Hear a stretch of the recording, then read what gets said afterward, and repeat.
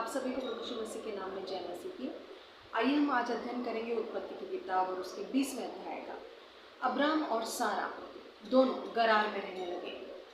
अब अब्राम और सारा ने दोनों ने मिलकर ये तय किया था कि अगर कोई पूछेगा तो हम कहेंगे कि हम आपस में भाई और बहन हैं, क्योंकि अब्राम को ये लगता था कि गरार में परमेश्वर का भय मानने वाले लोग नहीं हैं, और सारा क्योंकि बहुत सुंदर थी, इस कारण अब्राम को ये डर था कि जब लोगों को ये पता चलेगा कि सारा जैसे सुंदर स्त्री अब्राम के साथ है, तो उस स्त्री के कारण वो अब्राम के साथ द्वेष करने लगेंगे। और यहाँ तक कि वहाँ का जो राजा है वो भी जब सारा को देखेगा या उसके बारे में सुनेगा तो उसकी ओर आकर्षित होगा, और सारा के कारण अब्राम की जान को खतरा हो सकता था, या ऐसा हो सकता था कि राजा सारा के पति अब्राम को मार डाले।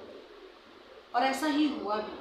गरार का राजा था अबीमेलेक, और अबीमेलेक के कानों तक एक जब बात पहुंची कि सारा बहुत ही सुंदर स्त्री है, तो उसे अपनी पत्नी बनाने के विचार से अबीमेलेक ने सारा को अपने महल में बुलवा लिया।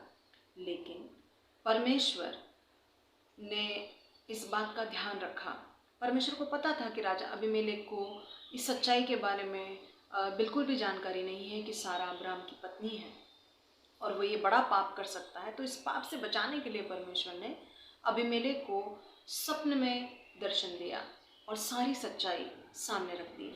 गरार के राजा अबीमेलेक की सोच के कारण कि वो सारा को अपनी पत्नी बनाना चाहता था, परमेश्वर ने अबीमेलेक की पत्नी और उसकी सब दासियों की कोख को बंद कर दिया था।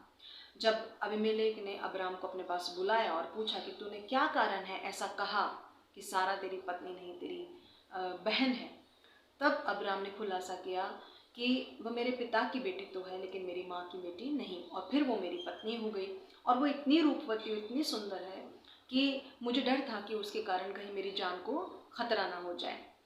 इस कारण मैंने ही सारा से कहा था कि हम दोनों इस बात का खुलासा कर देंगे, किसी के सामने भी जब ये पूछा जाएगा कि आप दोनों में रिश्ता क्या है, तो हम ये बताएंगे कि हम दोनों आपस में भाई बहन हैं। और ये काफ़ी हद तक सच भी था।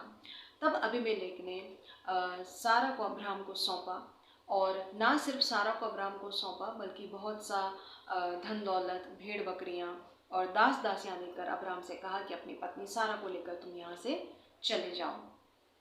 अब परमेश्वर की इस बात के कारण कि उसने परमेश्वर की आज्ञा को माना है, अबीमेलेक के साथ और उसकी पत्नी और उसकी दासियों के साथ परमेश्वर ने जो किया था उसको रोका, उसको वहीं स्टॉप किया, और परमेश्वर ने अबीमेलेक की पत्नी और उसकी दासियों की कोख को फिर से खोल दिया और वे जनने लगी।